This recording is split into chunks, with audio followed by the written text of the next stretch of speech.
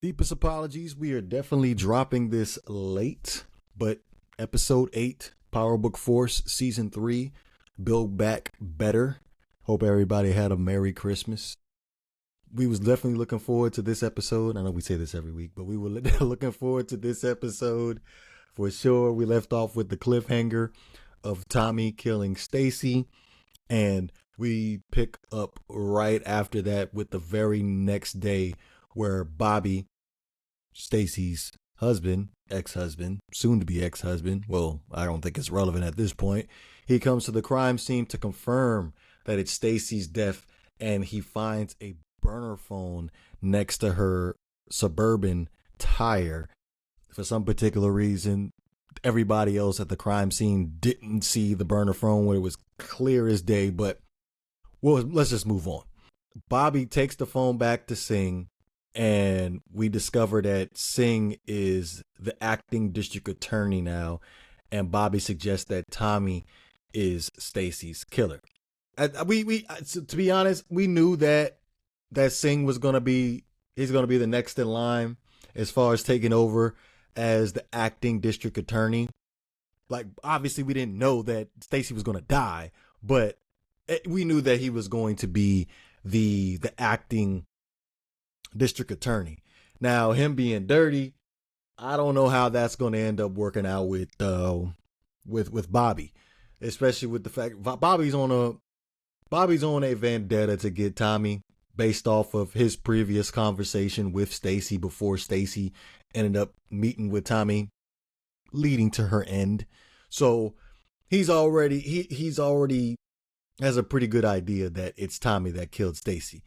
So Tommy tells Maria about the diamond fallout, and Maria suggests that Tommy works with Miguel. Now, as she's telling Tommy that, Bobby calls Tommy on that burner phone that he found and threatens Tommy. Now, Tommy doesn't say anything. He just allows Bobby to do all the talking. But Bobby basically just threatens him like, look, I'm going to catch you. You killed my wife. I will not stand for that. I want my justice. Pretty much in a nutshell, right? Excuse me. Maria, soon after that, she meets up with Miguel. She notices everybody's, armying up, guns everywhere. She's like, what's going on? Miguel tells her the truth about the Marquez cartel. He tried to set up Tommy to get killed by the Marquez, and he didn't hold up his end of the bargain. So the Marquez want to kill Miguel too as well.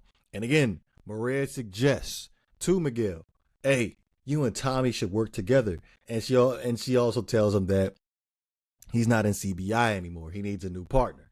So he's really not trying to rock with Tommy at this point, but Maria's trying to convince him like, look, Tommy got heart. He got some serious heart where this thing can be beneficial for both of you guys if you guys could just work together. Diamond and Jannard, they discuss future coalition plans. They're trying to figure out what Tommy's next move is. They're taking the proper precautions. They're moving stash houses. They're doing all these different things to make sure that they protect the coalition. Diamond suggests that Jannard needs to lock down Shanti. They need Shanti. Diamond makes it known. Shanti holds Jannard down. Jannard hasn't told Diamond at this point that, hey, yo, we ain't fucking with each other. Like, we broke up. Like, we had a falling out. This ain't happened. That's going to be an interesting dynamic as we proceed with this video. But Tommy meets with Che to conduct a new type of business. And Che's like, hey, I should kill you right now. You're not in the coalition anymore. So why should I do business with you?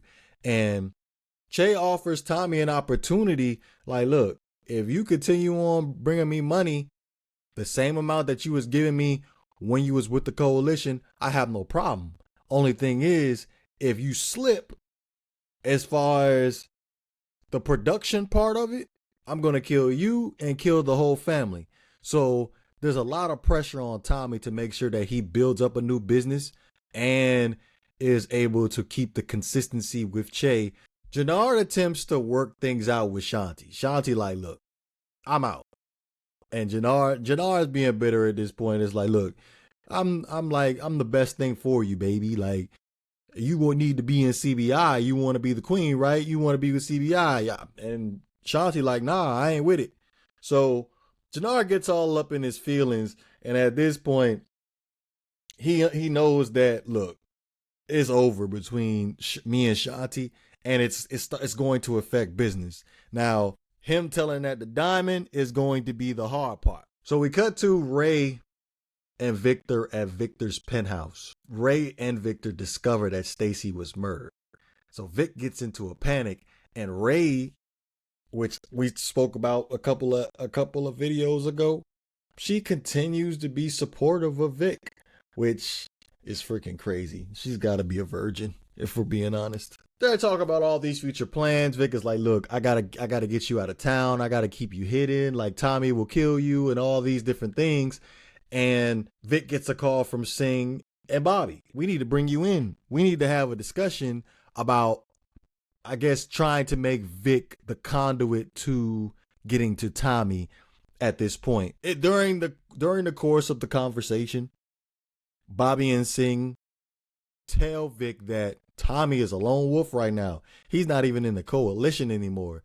So Vic starts to get a little bit too ambitious, if we're being honest. So Shanti meets with Raheem. That's literally the dude that's like going back and forth between CBI and Shanti. And pretty much Raheem states that he's supporting Shanti, which, for being honest, some nigga shit.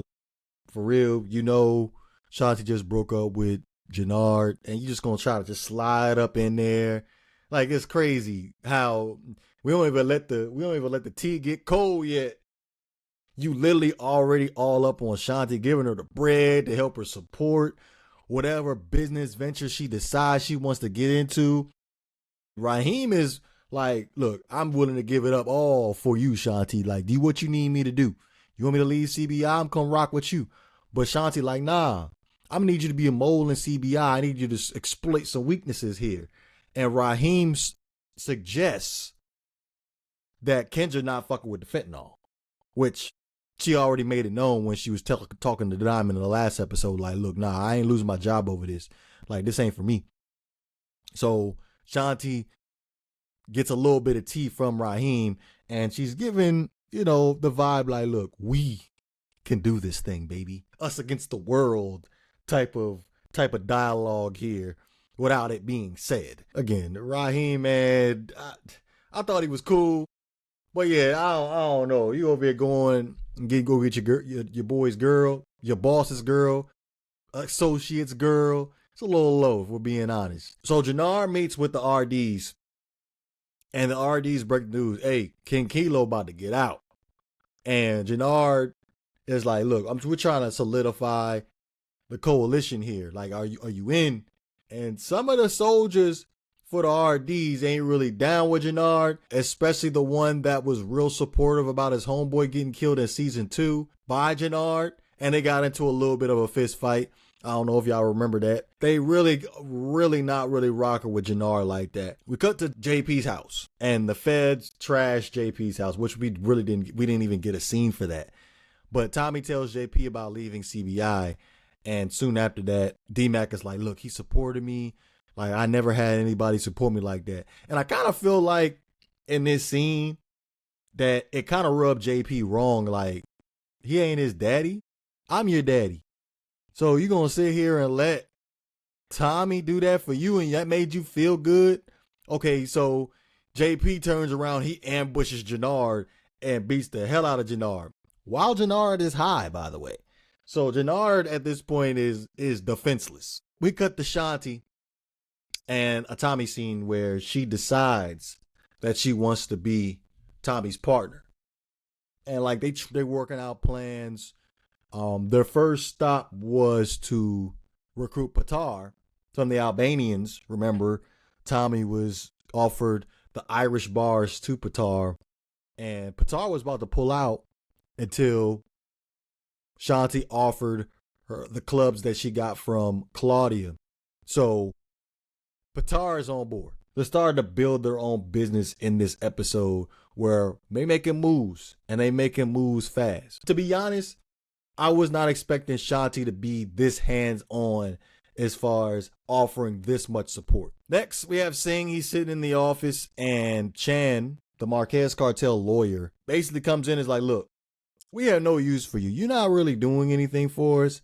And Singh, trying to save his own ass, he's like, look, I'm about to get Ortega out of prison, which I think he's going to try to flip this thing and try to make, well, not try to. He's going to make Stacy look like she's compromised, like she dirty. Like everything that all the business that she has conducted it could be falsified.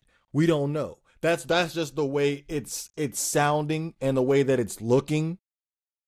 Like we got the burner phone. I'm pretty sure that he's going to be able to make something up to make it look like that. But only thing is, there's going to be a conflicting problem with Bobby. I'm not sure exactly how Singh's going to do it, but hey, if he told Chan that he going to be able to do it, hey, he going to be able to do it. All right, so next up, we got Kendra, and she reveals to Diamond and Jannard that Shanti is working with Tommy now. And Kendra's like, look, I can't be disrespected by you, Diamond. I'm going to go ahead and work with Shanti too as well. And Diamond, he like, fuck that. I don't play that. And he literally kills Kendra. A lot of folks already predicted that Diamond was going to kill Kendra because he's demanding loyalty. And Kendra like, nah, fuck that. I ain't with it. And he can't afford to lose any more territory to Tommy and whatever business he decides that he wants to build. So the next thing is, hey, I got to kill Kendra. So what for us to be able to maintain that prison territory. And considering the fact that King Kilo just got out, and Kendra reveals that, hey, King Kilo ain't in here no more.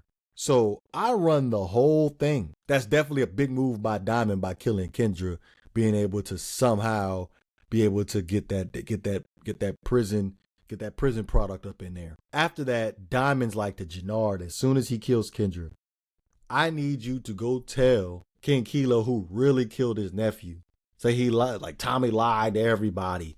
He was just protecting his nephew or whatever. Next, we have Vic ambushing Tommy. As he's ambushing Tommy, Lily has him at gunpoint. He's like, look, you really thought that you was just going to get away with it? I should kill you right now. And as soon as I don't know what Vic's intentions was, because if he wanted to kill him, he would just kill him. But I don't know. Vic is just a very, very confusing character. And I probably already said this like 3 times already, but I'm surprised he's lasted this long. I really am. After season 2, I thought he was done. I really thought he was done. But in this altercation, Bobby pulls up with his partner, the corrupt partner, and they arrest Vic, but they let Tommy go. And, Bobby makes it known, hey, Tommy, I'm coming after you. You killed my wife. I'm getting my revenge for that. And Tommy's over here making jokes with him, but he's completely aware that Bobby's gonna be on the outs with Tommy at this point. All right, so we get this next scene with Maria. She's arriving at work, it looks, and the Marquez assassin attempts to kill Maria, and Maria has the gun that she keeps in Tommy's crib in her bag, and she shoots the assassin attempting to get away from him. And then she gets in her car and runs the dude over 3 times. And I really didn't even know Maria had it in her, to be honest with you. But hey, she got a brother that runs his own gang. So she got some fight into her. I liked it. But soon after that, Maria, she calls Tommy and they're like, look, I'm in a situation. Tommy shows up right after, and Maria's tells Tommy, look, you got to call Miguel because we need Miguel's help to help clean up this crime scene to make it not come back to me. So after, Diamond confronts Shanti. Diamond's trying really hard to recruit Shanti and reveals that, yeah, I killed Kendra. And Shanti what? You can't kill me because there'll be serious ramifications that happen if you kill me. And also Shanti, she reveals to Diamond, like, look, I don't know who you think your brother is, but your brother's just been scheming this whole time of trying to take back CBI and remove you permanently. Now, Diamond is to Shanti's like, that's crazy. He would never do something like that. But I really feel deep down, Diamond knows.